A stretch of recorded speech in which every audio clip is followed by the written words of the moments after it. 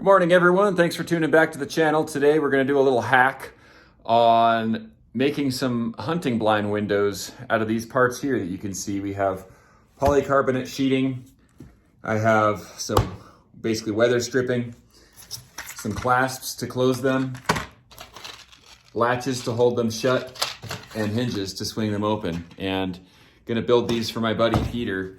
I've decided to work with a spare piece of scrap walnut from a countertop that I did, since it's pretty much not very usable for most other things. But I like walnut because as an exterior lumber, it's less prone to shrinking and warping. And since this blind is basically going to get weathered, it needs to be able to handle that, and that'll help keep things from wearing out too soon. So I'm going to go into this material. You can see it's basically a finger jointed. You can kind of see the finger joint there. It's a finger jointed piece of wood that I'm going to basically rip these pieces that are finger jointed out of there, because the finger joints are also prone to splitting. But I think I have enough material here to do 3 windows, and I'll go ahead and show you how I'm going to do that, and we'll get this installed in a few days when I get out to the hunting blinds. All right, I got that old chopping block material ripped down. I ripped them all on the glue line, so I have nothing. Well, I guess there's a little bit, you can kind of see where that seam is, where the old glue line was. I'm going to go ahead and throw these in the planer now and get them all down to 3/4 of an inch or slightly less if I need to. And that'll give us the dimension we need for the frame. Then we'll get going on to cutting out the finger joints and cutting into the lengths that we need for this for the frames. All right, got these all squared up. Same thickness. Time to cut out the finger joints with the miter saw. And then we'll get on to making the rails and stiles for these windows. All right, done mining walnut. That's kind of what I think of it as. Got to get all that stuff that's no good. This is all straight walnut pieces, which, man, I'm glad I held on to that. Walnut prices have gone through the roof. It's like 20 bucks a board foot. So I did the math, and that's probably $80 worth of walnut right there. I think I'm gonna rip these in half. I don't need to have these big giant panes, since these are just tiny little windows. I'm gonna rip these in half so it's a little easier to manage and not too bulky inside the blind. And then we're gonna get on to doing some tongue and groove joints on these rails and stuff. All right, pieces are all cut. I have just my standard combo blade up at 3/8 of an inch high. That's gonna be the depth of our rip down the center. And it's just, we have a 0.1 inch thick kerf, and the polycarbonate sheet is 0.09 inch. So it's gonna be a perfect little snug fit in there. And then I'll use my dado blade to do the edges of the tongues with the crosscut motion. All right, I got my rails done. You can see I made a tongue on the end of there, and then we've got a groove in there. And we're pretty much ready to start assembling. Okay, I got a test fit on there. Everything looks good.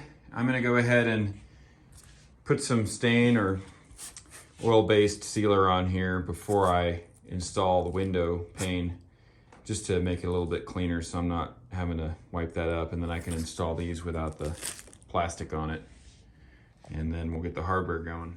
All right, got these rubbed down with linseed oil, and I'm gonna fill that channel with silicone glue really liberally so that it gushes out on that polycarbonate, creates a bond and a seal, and then we're gonna have windows pretty soon.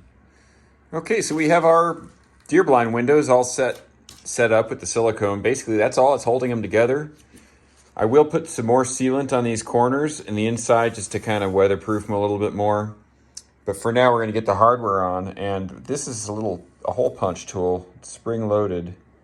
And I'm just going to mark my spot with that.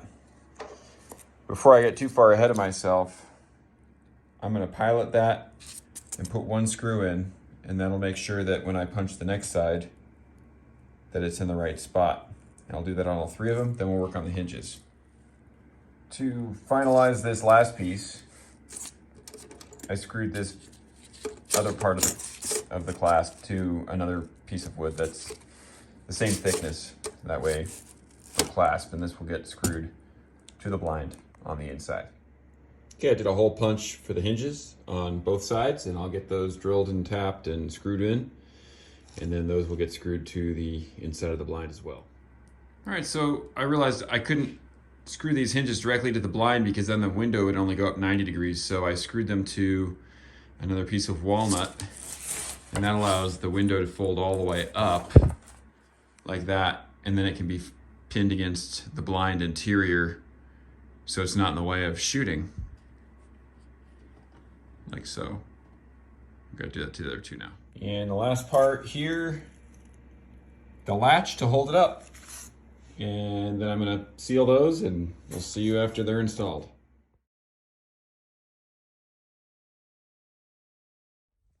All right, I'm in the blind. You can see this thing got blown over and rolled down the hill, so all but one of the windows broke a couple years ago.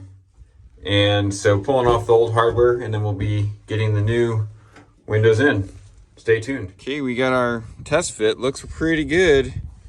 We're gonna go ahead and pile it one side, screw it in, and then we'll do the same to the other once that's set. All right, one is up, opens nice. We're gonna put something up there to latch it in place there and latch it down at the bottom. And then we'll do some weather seal. So we got our window latched, got the seal on. I'm gonna drop that sucker down. First try.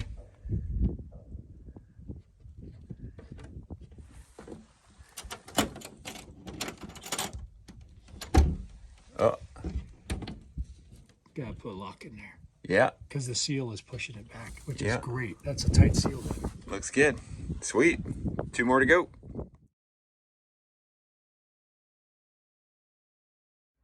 Hey guys, so that's a wrap. We ended up putting some mending braces on those, and I didn't show that in the video. I planned on showing that, but we ran out of time, had to get moving so we could get back to our families when we said we would.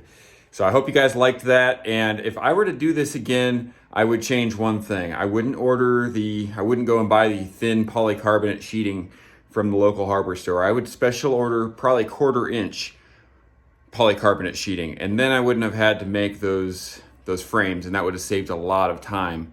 So for what it's worth, all those things that I showed you how to do with the hardware will still apply if you use the polycarbonate sheeting, but you would be building it to fit basically that outer perimeter and not just to cover the hole, and you'd be screwing your hardware right into the polycarbonate, and that should make it pretty simple for you guys. In any case, if you guys like this video, take a look at some of the other ones. Please subscribe, share with your friends, and like the video. And as always, take care and have a great day. Bye.